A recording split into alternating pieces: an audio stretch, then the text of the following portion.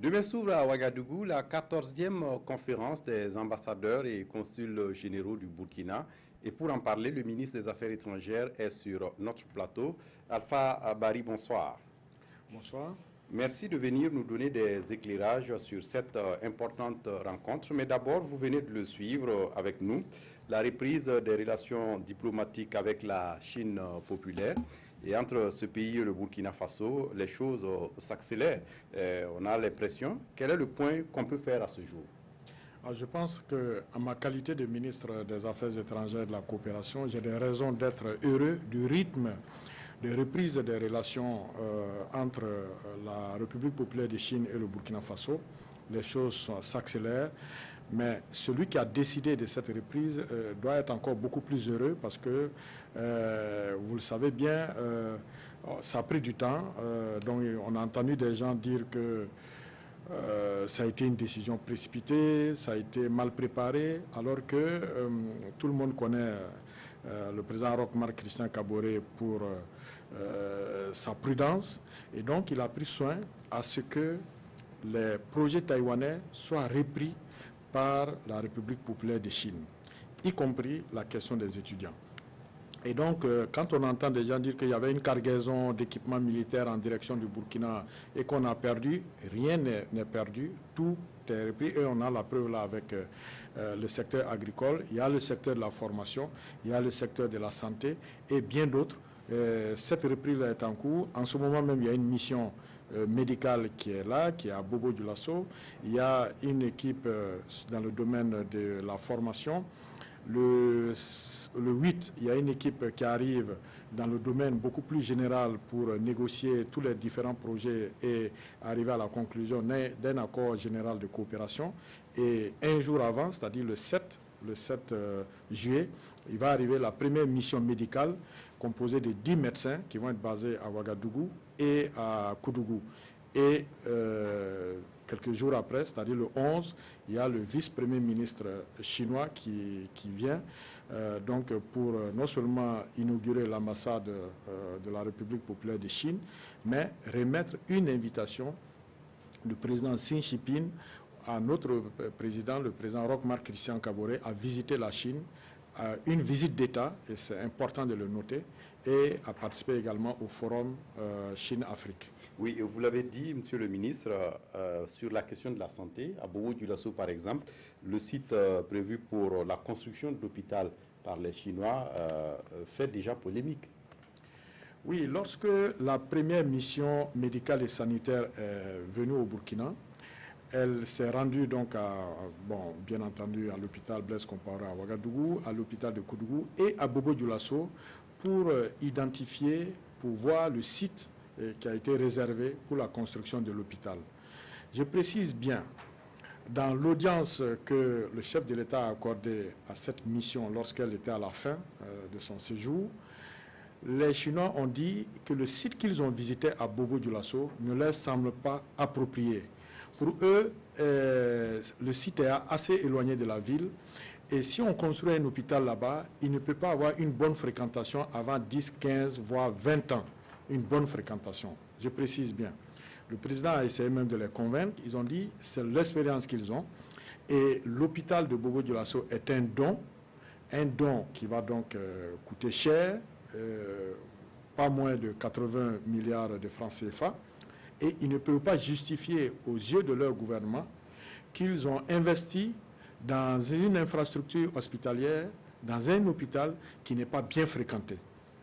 Donc voilà la raison avancée par les Chinois et ont demandé à la partie burkinabé de trouver un site beaucoup plus proche permettant donc d'assurer une bonne fréquentation.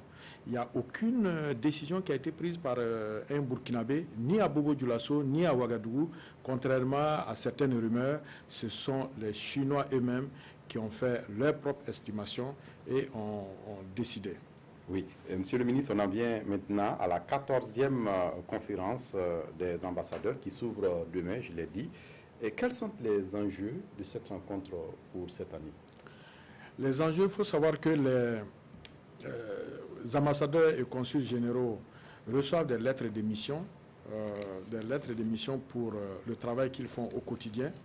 Mais en discutant avec le chef de l'État, parce qu'il est prévu un entretien avec le président du Faso, ils vont recevoir encore des orientations beaucoup plus claires de la part de celui qui les représente et du pays qui les représente pour donc mieux défendre les positions du Burkina là où ils sont et pour mieux défendre également donc les intérêts du Burkina en termes de coopération.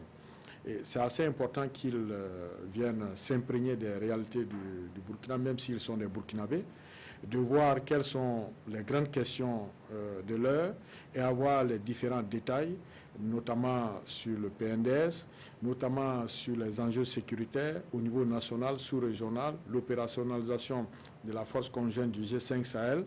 Alors, sur toutes ces questions, les ambassadeurs sont des lobbies au quotidien dans leur poste. Donc, ils ont besoin de comprendre les vrais enjeux du moment au niveau de notre pays, au niveau du gouvernement, au niveau du chef de l'État, donc pour mieux réussir leur mission. Oui. Et aujourd'hui, on parle de diplomatie du développement. Comment on peut concilier cette diplomatie du développement avec la promotion de l'image du Burkina à l'étranger? Ben, la promotion de l'image du Burkina, ça va de pair. Parce que si l'image du Burkina est bonne, donc on garantit une meilleure fréquentation du pays. Ça, c'est au niveau des investisseurs, au niveau des touristes. Et tout ça, c'est important pour l'économie du Burkina. Mais également, si l'image est bonne, ça garantit une meilleure coopération. C'est-à-dire que ça garantit plus d'aide publique au développement, parce que bon, les réalités de notre pays, on les connaît, comme la plupart des pays en développement, c'est que nous sommes encore dépendants de l'aide publique au développement. Bon, on ne va pas s'en cacher, on ne va pas s'en rougir non plus. On travaille à ce que dans quelques années, on n'ait plus besoin de l'aide publique au développement, mais pour le moment, ce n'est pas encore le cas. Et il y a un travail qui est fait par le gouvernement, mais il y a le relais qui est assuré par les ambassadeurs et même par les consuls généraux. Donc, il est important de venir pour qu'on harmonise les positions, les points de vue, afin qu'ils soient dans de meilleures positions de défenseurs des intérêts du pays. Et au cours de cette rencontre, les diplomates vont échanger directement avec le président du Faso. Que doit-on en attendre? Ben, ce qu'il faut attendre de cet échange, c'est le fait que ils vont être donc mieux informés sur certaines questions politiques au niveau national, sur certaines questions économiques, sur certaines questions sociales et sur certains enjeux diplomatiques, régionaux, au niveau africain, connaître les vraies positions du pays, même si ils les connaissent comme ça, mais il n'y a rien de plus fructueux qu'un échange qui est direct.